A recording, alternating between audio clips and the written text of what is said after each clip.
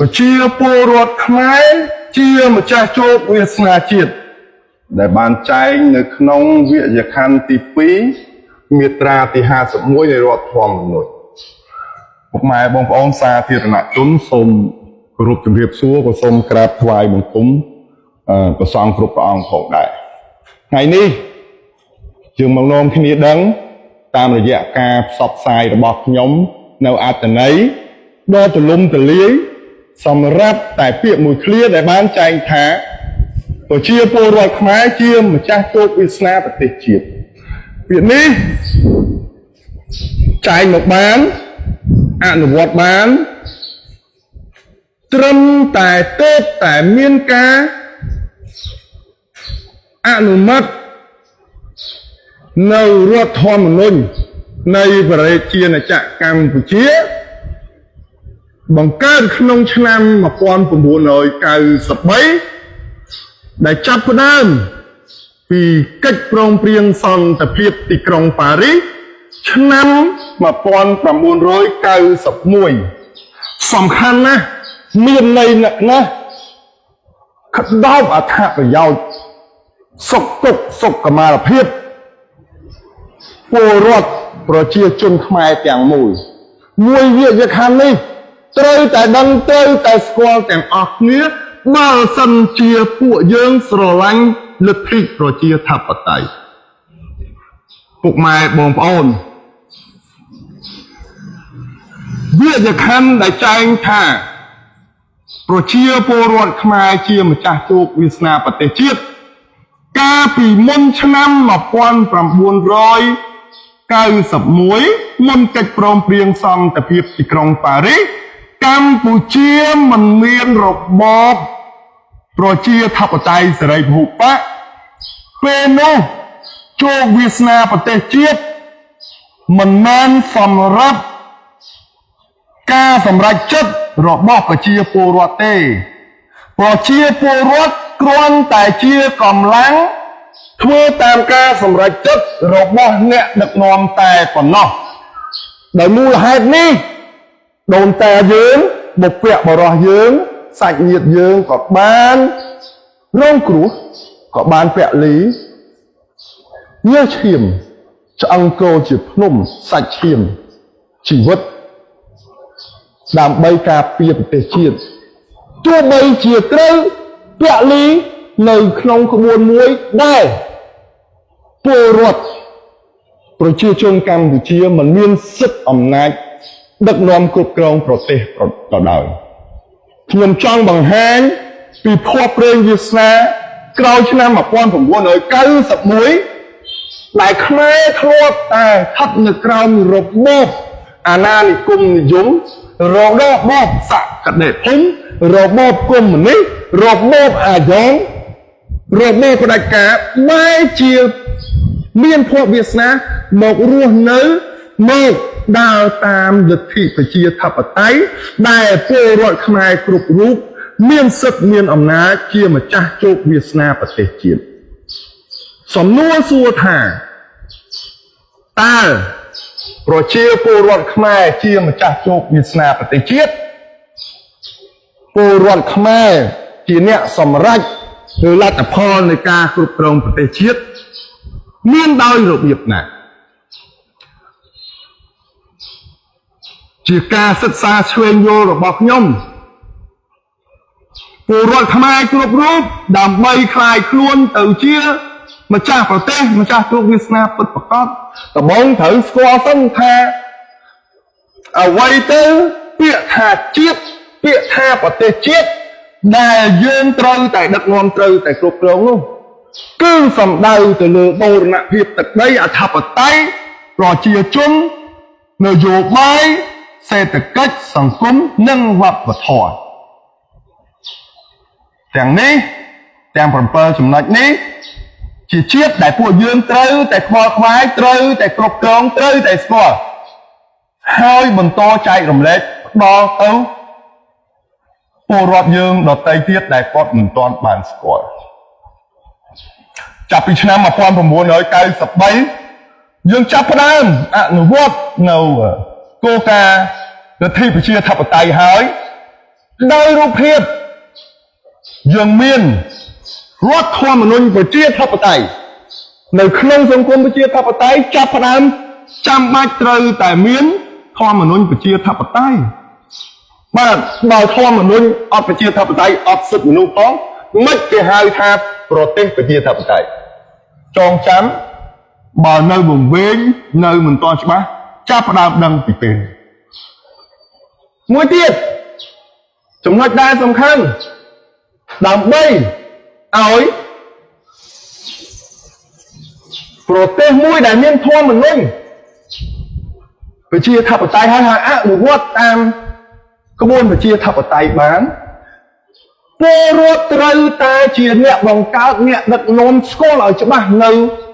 អំណាចកម្ពុជាទាំង3របស់ជាតិគឺ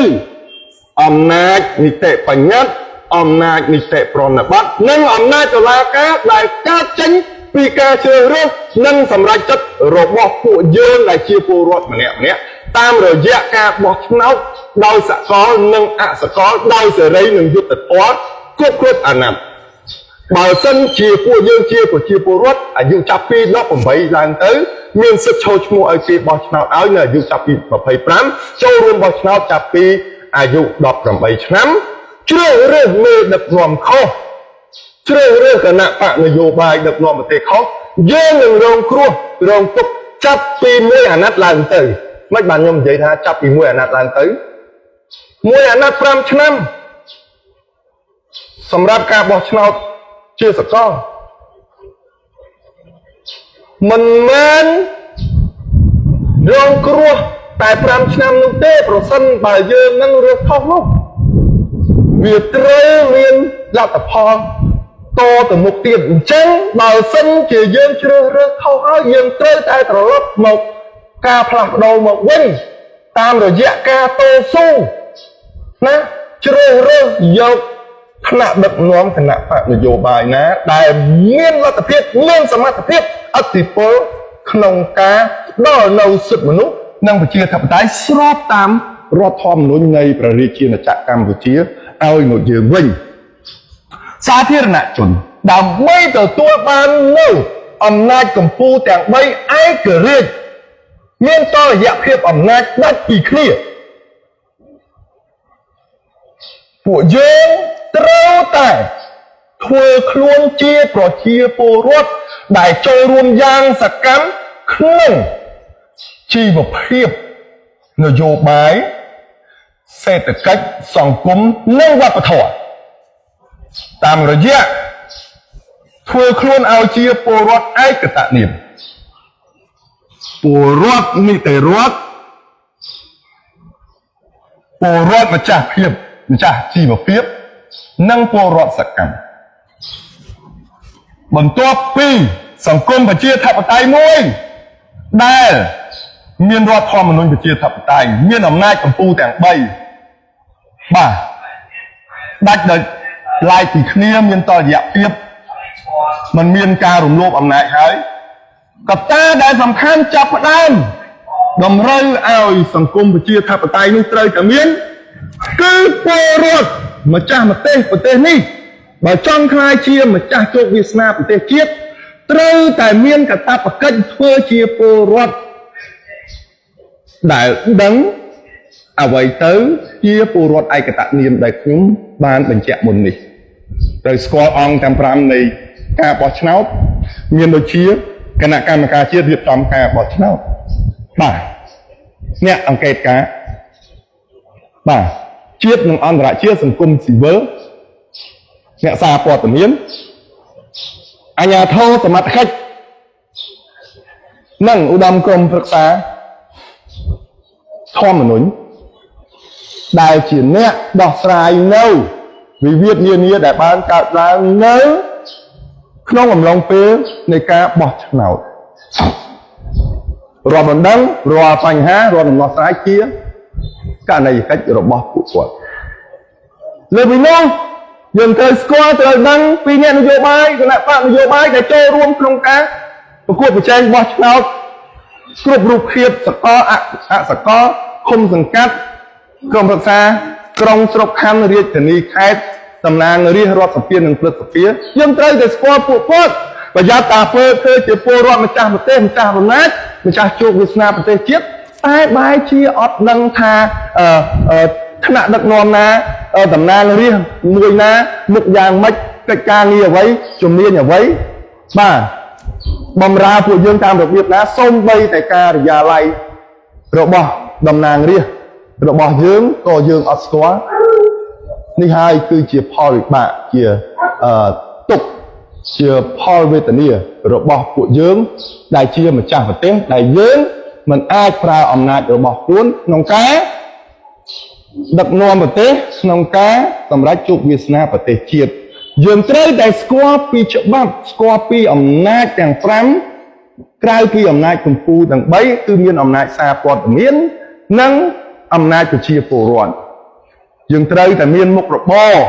យើងត្រូវតែមានជំនាញចាប់ពី2ឡើងទៅដើម្បីមាននៅលទ្ធភាពគ្រប់គ្រងការចំណាយនិងជីវភាពគ្រប់គ្រាន់សាធារណជនមិនទាន់ចប់ទេប្រសិនបើចង់ឲ្យប្រទេសមួយក្លាយជាប្រទេសប្រជាពលរដ្ឋប្រទេសប្រជាធិបតេយ្យពិតប្រាកដយើងចាប់ផ្ដើមមានរដ្ឋធម្មនុញ្ញដែលបង្កើតតាំងពីឆ្នាំ1993ដែលសួរថាអំណាចកម្ពុជាជាតិទាំង3បងប្អូនគិតពិចារណាខ្លួនឯងថាតើឯករាជ្យហើយឬនៅតើមានតលយៈភាពអំណាចឬនៅហើយមកកត្តាសំខាន់ទី3ដែលចាប់ផ្ដើមដំណើរការឲ្យមានលទ្ធិប្រជាធិបតេយ្យមកនោះតាំងពីឆ្នាំ93មកតើប្រជាពលរដ្ឋរបស់យើងនឹងបានក្លាយជាពលរដ្ឋសកម្មនិងពលរដ្ឋឯកតមានពលរដ្ឋនីតិរដ្ឋនិងពលរដ្ឋម្ចាស់ការជីវភាពនយោបាយហើយឬនៅពុកម៉ែបងប្អូនពិចារណាឡើងមកវិញនៅពេលមានការប្រព្រឹត្តនៅអំពើខុសច្បាប់របស់គណៈដឹកនាំខលខូចណាមួយបាទនៅក្នុងអំណាចកម្ពុជាទាំង3ស្ថាប័នដឹកនាំប្រទេសទាំង3ពលរដ្ឋណាហ៊ានយកញត្តិទៅដាក់ពលរដ្ឋណាហ៊ានកសាងនៅផតាំងពលរដ្ឋម្នាក់ណាហ៊ានយកញត្តិទៅសុំដំណោះស្រាយស្របតាមមាត្រាទី35ហ៊ានដាក់ពាក្យបណ្ដឹងស្របតាមមាត្រាទី39បណ្ដឹងរដ្ឋបាលបណ្ដឹងបរិហាបណ្ដឹងតវ៉ាបណ្ដឹងសំណងជួសងការជួសជុលពុកម៉ែបងប្អូនសាធារណជនវាវែងមែនប៉ុន្តែភាពមួយឃ្លានេះខ្ញុំអត្ថបាយវាមិនទាន់បានល្អអន់វាមិនទាន់អស់ចិត្តទេយើងត្រឡប់មកវិញកត្តាទី3ដែលធ្វើឲ្យពលរដ្ឋខ្លាយជាពលរដ្ឋម្ចាស់ជោគវាសនាប្រទេសជាតិយើងមើលហើយតើពលរដ្ឋយើងខ្លាយជាមានលទ្ធភាពជាអ្នកម្ចាស់ជោគវាសនាប្រទេសជាតិហើយឬនៅយើងក៏ក្រឡេកទៅមើលយុវជនយើងទៅពលរដ្ឋយើងសពថ្ងៃវិញអាយុចាប់ពី18ឆ្នាំឡើងទៅឃើញមានពលរដ្ឋហើយយុវជនយើងកំពុងតែឆ្លក់វិញនឹងអបាយមុខទេបងប្អូនបានឃើញថាយុវជនខ្មែរយើងបានស្គាល់ពីនយោបាយបានចូលរួមក្នុងជីវភាពនយោបាយសង្គមគិច្ចសេដ្ឋកិច្ចនិងវប្បធម៌ហើយនៅយើងពិចារណាមើលទាំងអស់គ្នាបើសិនជាពលរដ្ឋមិនបានបំពេញកាតព្វកិច្ចជាពលរដ្ឋប្រជាធិបតេយ្យផងហើយខ្លួនជាយុវជនជាពលរដ្ឋដែលធ្លាក់នៅក្នុងអន្លង់អបាយមុខឲ្យទៅជួបជុំដឹងតែពីស្វឹងណាឲ្យងប់ងល់នឹងស្រីស្រាលបែងគ្រឿងញៀនតើប្រទេសយើង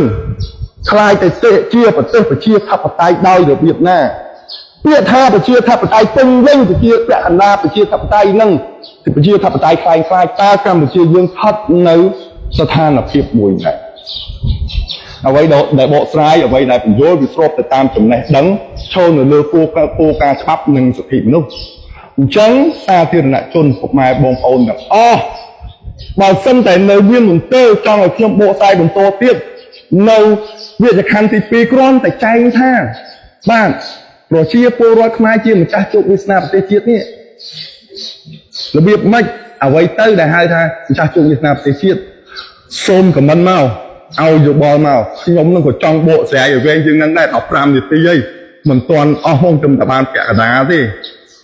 តែក៏ព្យាយាមសង្ខេបទៅបើបងប្អូនណាក៏យល់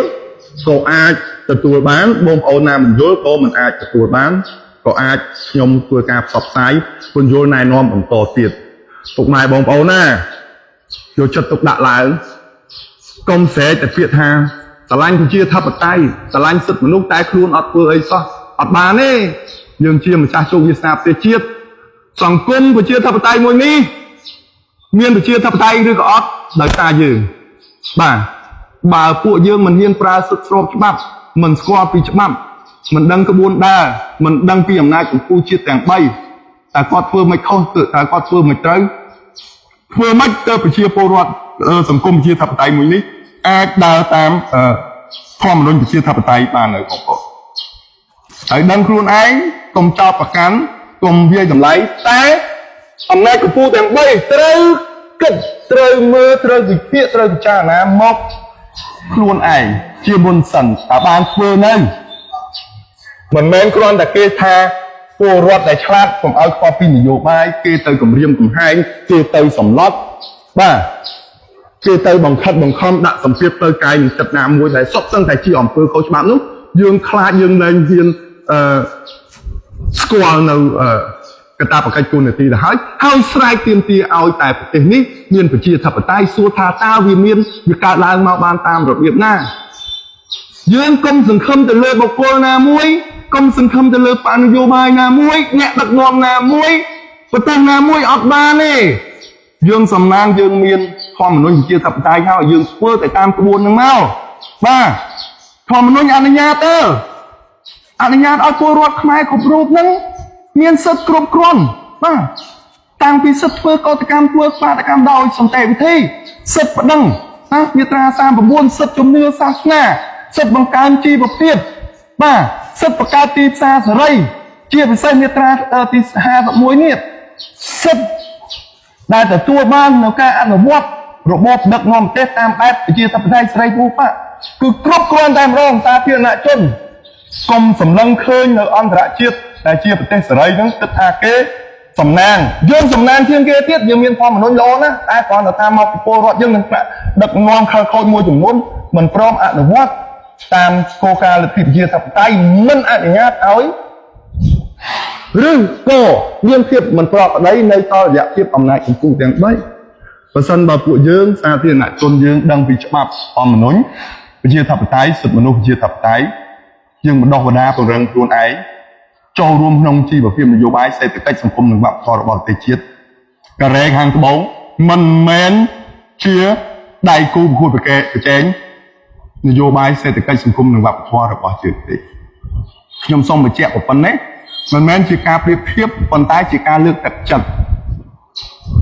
ផ្លូវជោគវាសនាប្រទេសជាតិយើងដែលបានចែងតាំងពីឆ្នាំ1993មកគឺជាប្រទេសប្រជាធិបតេយ្យយើងមានច្រើនយើងមានប្រភពចំណូលសេដ្ឋកិច្ចប្រជាពលរដ្ឋរឹងមាំតស៊ូអត់ធ្មត់នឹងកិច្ចការងារ